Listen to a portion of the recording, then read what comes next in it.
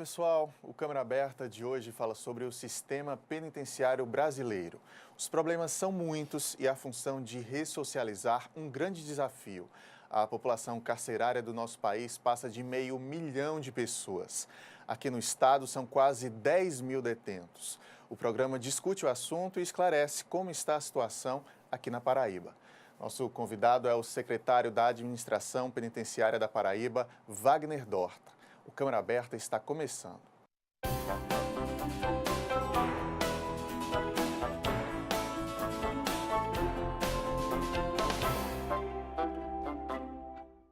Você de casa nos acompanhando, seja muito bem-vindo ao nosso programa. Secretário, também muito bom tê-lo aqui hoje, seja bem-vindo. Muito boa tarde, agradeço. Secretário, ressocializar, que seria a função do sistema penitenciário, né? Colocar aquela pessoa privada de liberdade, protegendo a sociedade, enquanto ela teria ali condições de novo de voltar à sociedade. A função deveria ser essa. A gente sabe que muitas vezes não funciona, não é isso que acontece. Lhe perguntar o porquê que isso não acontece é uma pergunta bem ampla que a gente discutiria a tarde toda, sem dúvida, mas vamos tentar começar a entender isso. Quais os principais problemas hoje do sistema carcerário brasileiro? Inicialmente, nós temos que falar da função da pena. A função da pena, ela tem a primeira função, é a retribuição. O sujeito cometeu um crime, vai ser julgado pelo crime e o Estado vai retribuir pela prática delituosa. Então, é tipo um castigo, retribuição. A primeira função é de retribuição, a segunda função é de prevenção. É a chamada prevenção específica e a prevenção geral. Na prevenção específica, o Estado diz que se o sujeito cometeu o crime, ele vai ser punido pelo aquele crime e então o sujeito, ele de forma preventiva, em tese, não cometeria outro crime. E na prevenção geral, a sociedade toda toma conhecimento de que o indivíduo foi condenado, está encarcerado, então aquilo serve de uma prevenção geral. E uma terceira função é a função justamente da ressocialização, a reintegração, que o artigo 1º da Lei de Execução Penal diz que a nossa função precípua enquanto sistema prisional é justamente reintegrar o preso à sociedade. Nós temos essas funções na pena. Trabalhamos diuturnamente com gerências de ressocializações que temos na Secretaria de Administração Penitenciária, com vários trabalhos interessantes. Nós temos vários eixos dentro da gerência de ressocialização, que são os eixos de família, cultura, saúde, né? Então, temos vários eixos que visam justamente ressocializar o detento. Em todo o país seguem essa lógica, esses eixos que o senhor fala? Bem, essa é uma cultura nacional. Nós temos conhecimento que não todos os estados seguem essa cultura, mas a determinação do governador Ricardo Coutinho, do governo do estado, é justamente dar total apoio à ressocialização. Porque não adianta nada você prender, colocar numa instituição, numa unidade prisional, e não zelar pela ressocialização, até porque o sujeito vai retornar à sociedade e se ele não tiver um trabalho dentro da unidade de ressocialização, ele vai cometer outro crime e aí onde ocorre a reincidência. Que é um grande problema também a ser enfrentado, né, doutor? Eu visitei, acho que uns 3 anos atrás, o presídio lá em Guarabira, e eu colhi alguns depoimentos, eu estava trabalhando, e eu acreditava muito naquelas palavras daqueles detentos, de querer, de fato, quando sair dali, ter uma vida diferente. Mas eu saí reflexivo se eles teriam a oportunidade de ter uma vida diferente. E se a facilidade do mundo do crime não seria mais atrativa para eles conseguirem continuar vivendo após aquele período. Quer dizer, é uma série de secretarias, de áreas que precisam estar ligadas para fazer isso dar certo. Muitas vezes acabam não dando certo. Acho que a maior parte da sociedade tem essa impressão, tem um certo receio do ex-presidiário de volta livre novamente. Como é que se consegue tentar mudar isso? Esses trabalhos têm dado certo? Como é que se consegue? Na verdade, quando se pensa em sistema prisional, em problema do sistema prisional, se foca apenas numa secretaria penitenciária. Isso é um grande erro da sociedade, porque a sociedade tem que perceber que não se conserta apenas o final. O final é o presídio, porque todas as etapas do sistema, da sociedade, falharam, né? Então, o presídio é justamente a etapa final. Aquelas pessoas que deram, entre aspas, errado na sociedade, que adentraram ao crime, elas vão ser punidas e vai para o sistema prisional. Mas não se conserta, infelizmente, o foco é consertar o sistema prisional apenas. Inicialmente, nós temos que ter políticas lá na ponta de educação, de saúde, de cultura, de lazer, para justamente evitar que um indivíduo entre na criminalidade, né? O que depende do governo do Estado, o que há que depender do governo do Estado, nós estamos fazendo de tudo, né? Investindo em construções de algumas unidades. Para você ter uma ideia, atualmente nós temos duas unidades que já estão em fase de pré-construção na cidade de Solânia, justamente para diminuir o déficit carcerário aqui no estado da Paraíba. Que é de quanto, doutor? Temos quase 10 mil detentos. Nós temos atualmente 9.906 detentos e com a capacidade de 5.200. Tem quase o dobro aí. Sim, quase o dobro. Essas novas unidades diminuem quanto esse déficit? As novas unidades são duas, uma masculina e uma feminina, na cidade de Solânia, com a previsão de 286 vagas para cada unidade. Ficaria, se a realidade ao fim da construção fosse a de hoje, ficaria equilibrado aí, a Paraíba estaria... Não equilibrado, ainda falta muito, né? Mas o problema carcerário é um problema de muitos e muitos anos. Nós herdamos esse problema, né? Na verdade, o governo tem investido, tem feito... tem se esforçado bastante, mas construção de novas unidades prisionais realmente depende de muito dinheiro. E não só apenas o governo do estado tem que arcar com essa problemática. Nós temos também que pensar no Pacto Federativo, nós temos que pensar no governo federal. Então, é importante que o governo federal contribua também com a construção de unidades federais, porque é muito dinheiro. E tem existido esse pensamento, esse debate por parte do governo federal? As atuais unidades lá de Solânia, sim, é um convênio entre o governo estadual e federal, no qual 60% de recurso federal e 40% de contrapartida do governo estadual. É uma contrapartida alta, né? Estamos em entendimento com o governador justamente para a construção de outra unidade aqui na cidade de João Pessoa, que realmente necessita, né? Mas realmente demanda muito dinheiro, muita verba.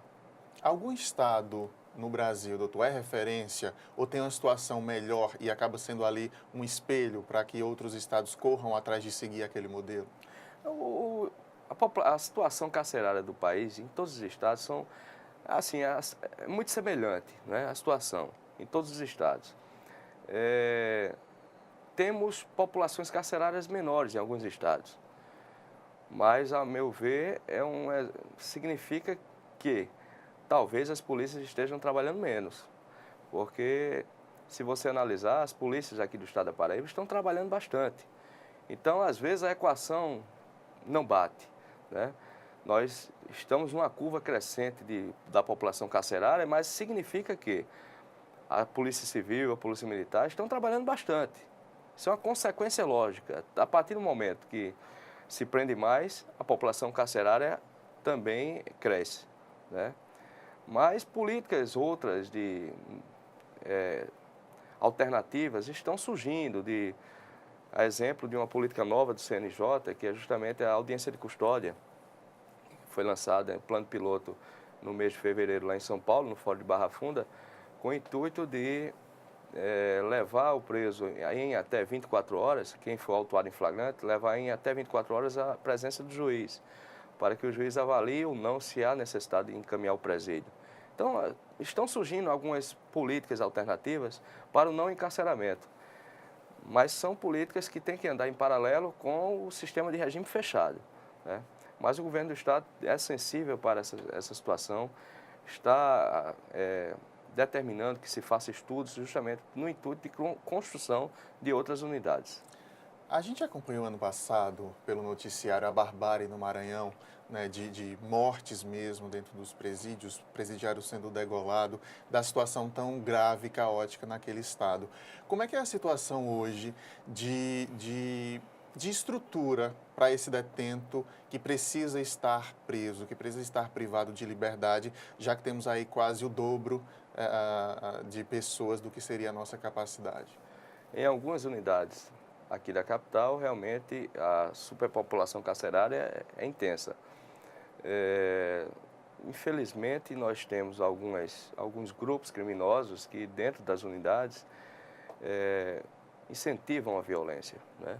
Mas nós temos um trabalho de inteligência, uma inteligência forte, combatendo essas mazelas dentro das unidades prisionais, em conjunto com a Secretaria de Segurança Pública. Infelizmente, jovens estão sendo cooptados para esse tipo de grupos criminosos e, infelizmente, dentro das unidades, eles rivalizam lá dentro das unidades e acontece o que aconteceu lá no Maranhão.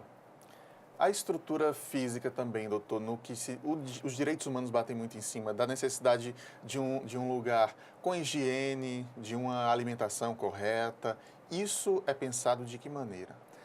Veja só, temos também uma gerência administrativa que trata justamente da logística das unidades prisionais. A alimentação, diariamente fornecemos alimentação de qualidade nas unidades prisionais. O Estado da Paraíba gasta, eu acredito, que mais de 1,5 milhão por mês só de alimentação dos presos. E em relação às dependências, diariamente a equipe de engenharia está reformando os presídios. Mas, infelizmente, às vezes existem alguns conflitos internos e os presos quebram paredes, grades, e aí demanda realmente um retrabalho da equipe de engenharia.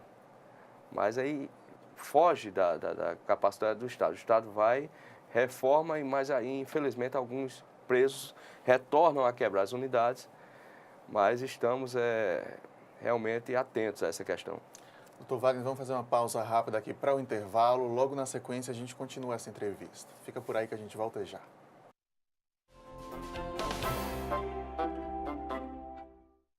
Vem comigo conhecer quem movimenta a nossa cultura. Música, teatro, literatura, artes plásticas, você encontra aqui. Conheça a nossa gente. Se liga na Câmara. Venha fazer um passeio pelos bairros de João Pessoa. Conheça histórias e personagens pra lá de interessantes. Se liga na Câmara. Acompanhe as ações dos parlamentares que trabalham para melhorar a qualidade de vida dos pessoenses. Os projetos beneficiam você. Se liga na Câmara. Você fica constrangido quando encontra uma pessoa com deficiência? Então, está na hora de mudar. Deficiência não é doença e essas dicas são para você. Ao encontrar uma pessoa cega, toque em seu braço e se apresente antes de começar a conversa. Para caminhar, coloque a mão da pessoa cega no seu ombro ou no cotovelo dobrado. Deixe que ela acompanhe o seu corpo e avise com antecedência sobre a existência de barreiras. Nunca faça carinho ou dê alimentos ao cão-guia. Ele está trabalhando para o cego e não pode ser distraído. O cão-guia também pode entrar em qualquer ambiente público. É um direito garantido por lei. Cidadania é saber conviver com as diferenças.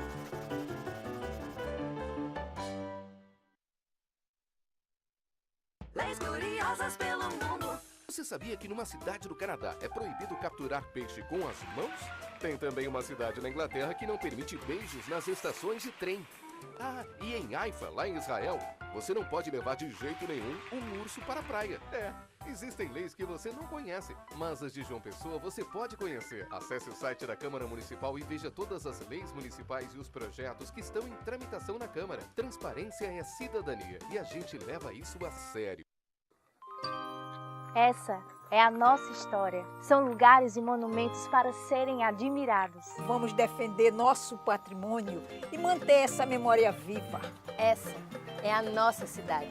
São praias e espaços verdes para curtir a natureza. Com a Câmara Municipal, vamos cuidar e preservar nossas belas paisagens. Se João Pessoa é o seu lugar, junte-se a nós. E vamos espalhar cuidados por aí. João Pessoa é o nosso lugar e a gente cuida.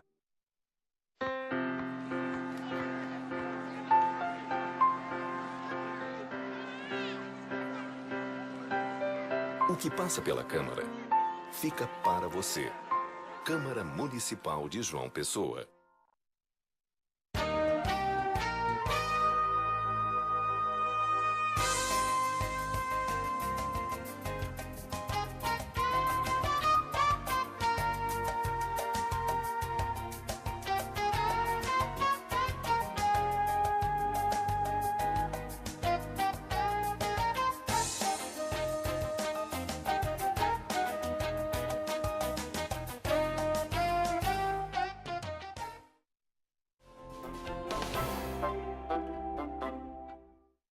Câmara Aberta está de volta, hoje discutindo a situação do sistema penitenciário do Brasil. Nosso convidado é o secretário da Administração Penitenciária da Paraíba, Wagner Dorta. Doutor Wagner, vou trazer outra situação que a gente vê muito no noticiário Brasil afora. As revistas em presídios que encontram celulares, que encontram armas brancas, às vezes armas de fogo mesmo. Situações bizarras, às vezes, de presídios que os detentos conseguiam fazer um churrasco ali, ou tinham TV, enfim. O que é possível ser feito para evitar cada vez mais esse contato de quem deveria estar privado de liberdade com o mundo aqui fora, já que com o celular é possível fazer tanta coisa, né? Ok. Aqui no estado da Paraíba, a disciplina na unidade prisional é uma disciplina bastante forte. Nós encontramos em algumas unidades realmente telefones, fazemos operações de segurança semanalmente, que, sob minha determinação, são operações sigilosas e que têm uma rotina bastante intensa. Apreendemos muitos celulares e retiramos também entorpecentes das unidades prisionais. Isso aí é fato. Mas não se compara, digamos assim, não se compara a disciplina nossa com vários estados do país. Para você ter uma ideia, Lael, vários e vários, isso é até um fenômeno atual aqui do estado da Paraíba, vários e vários presidiários estão pleiteando sair aqui do estado da Paraíba, do sistema prisional, para ir para os estados vizinhos, estado de Pernambuco, estado do Rio Grande do Norte, porque se sentem que a disciplina aqui é muito rígida, forte. Então, eles querem ir para unidades prisionais de outros estados, onde eles possam utilizar celulares livremente, né? Então, nós estamos investindo na segurança das unidades. O governo do estado adquiriu, a título de locação, 3 scanners corporais aqui para as unidades do PB1, Roger e Serrotão, em plano piloto. São equipamentos extremamente caros, modernos, que são utilizados em aeroportos internacionais. São poucos aeroportos internacionais que detêm essa tecnologia. E dos estados brasileiros, eu acho que é apenas a Paraíba e mais 3, né? Então, isso é um investimento extremamente massivo, com um custo elevado. Cada equipamento desse são R$30 mil de locação mês. Então, a partir do momento que nós implantamos esses equipamentos, esses scanners corporais, a redução de celulares foi extremamente significativa nessas unidades. E aí você pode me perguntar, mas como esses celulares estão entrando? A gente imagina que é no momento da visita, sim, é isso? São várias possibilidades. Primeiro, a visita levando, né, nas partes íntimas. Quase que diariamente nós conseguimos prender pessoas que estão adentrando unidades prisionais com celulares e drogas nas partes íntimas. Arremessos. Também existe essa possibilidade do arremesso. Nós temos uma unidade prisional aqui no Roger, é uma unidade bem grande, tem 1.300 presos, que a quantidade de arremesso é muito grande. Arremesso que o senhor fala é a tentativa mesmo de jogar da parte de fora? Arremessa o material ilícito por cima do muro, né? Em se tratando de uma unidade que tem uma comunidade ao redor, então acontece muito o arremesso.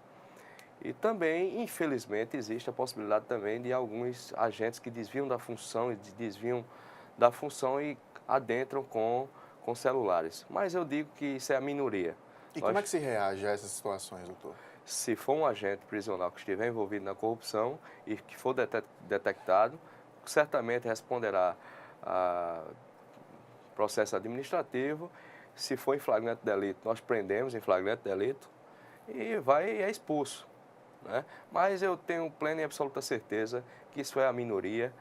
Nós temos homens e mulheres de bem trabalhando no sistema prisional, mas infelizmente em qualquer setor da profissional existe desvio de função. Isso aí em qualquer setor, não só no sistema prisional. Mas nós temos trabalhado diuturnamente para a redução de celulares e também de drogas dentro do sistema prisional. O senhor falar em drogas, deixa eu pegar essa deixa. Fica constatado, então, que há pessoas dependentes, viciadas dentro dos presídios. Há uma atenção para isso? Para uma possível saída dessas pessoas do vício? Nós temos equipes de saúde, né? Equipes de saúde que trabalham dentro das unidades prisionais. Então, muitos prisioneiros, eles tomam remédios controlados no intuito de deixarem a utilização de entorpecentes. Isso é um fato, né? Muitos deles adentram a unidade prisional já com vício, e quando é um vício de uma droga, a exemplo do crack, fica muito difícil de recuperar essa pessoa, de tratar essa pessoa, porque é uma droga extremamente viciante. Doutor Wagner, o senhor apontaria o que deveria ser prioridade nos investimentos para a gente melhorar, para a gente ter o sistema penitenciário que gostaríamos de ter? Inicialmente é a questão das vagas, né? Para você ter um trabalho de ressocialização, você tem que aumentar o número de vagas. Isso o governo do Estado tem feito. Que aí vai causar um reflexo de uma situação melhor para o detento? Com certeza. É isso? Para você trabalhar com um equilíbrio, você tem que ter uma quantidade razoável de vagas. Tem que ter o preso numa cela com espaço, que tem espaço. Mas o governo tem, como eu falei há pouco, está investindo, são 2 presídios lá em Solânia, estudando construção de outras unidades prisionais. Mais a equipe também? Equipe também. Nós temos aí um concurso público que foi realizado há alguns anos atrás e o governador nomeou uma grande parcela, acredito que todos, tem alguma parcela ainda para ser nomeada, e certamente daqui a uns dias serão nomeados os agentes penitenciários. Então, nós temos um efetivo bom. Deixa eu aproveitar a sua presença aqui. O Congresso voltou a discutir a questão da redução da maioridade penal de 18 para 16 anos.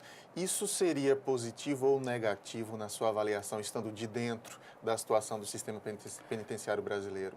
Bem, no primeiro momento, se for realmente aprovado, sancionada a lei, claro que vai ter um impacto no sistema prisional brasileiro, que já está realmente superlotado, né? Eu tenho a minha opinião pessoal em relação a isso, né? Em razão de ser delegado de polícia de carreira. No entanto, é fato que, se for aprovado, haverá um inchaço e certamente os estados têm de se preparar para a construção de novas unidades prisionais em caráter de urgência. A minha opinião pessoal em relação a essa questão da redução da maioridade penal, eu sou a favor da redução. Sou a favor porque eu acho que o Código Penal de 1940, sancionado em 1941, é um Código Penal que se pensou, à época, na idade biológica apenas. Tá? Mas nós temos que pensar na idade psicológica. Eu acredito que um cidadão de 16 anos, ele tem realmente a consciência do que está fazendo, do que está se praticando. Ele tem o direito de voto, ele pode votar. Então, eu acho que ele tem que ser responsabilizado também pelas ações. Caberia ao Estado aí correr atrás de criar uma estrutura para que pudesse receber essa demanda a mais. Sim, com certeza. Realmente aí vai demandar de todos os estados construírem, em caráter de urgência, novas unidades prisionais. Deixa eu pedir outra opinião sua também, doutor, enquanto delegado de polícia. Também no Congresso Nacional voltou a discussão a respeito de mudanças no Estatuto do Desarmamento. O senhor vê a possibilidade de alguma mudança e da população poder ter acesso com mais facilidade a armas? Culturalmente, poderíamos fazer essa mudança hoje no Brasil? Eu também, de forma controversa, eu também sou a favor. Eu sou a favor da flexibilização e de que o cidadão de bem, né, e aí tem que ser apurado de uma forma bem profissional, ele tenha direito, sim, de possuir pelo menos uma arma, né? Mas, infelizmente, hoje a burocracia é muito grande e um cidadão de bem ele está encarcerado na sua própria residência e o criminoso comprando armas tranquilamente.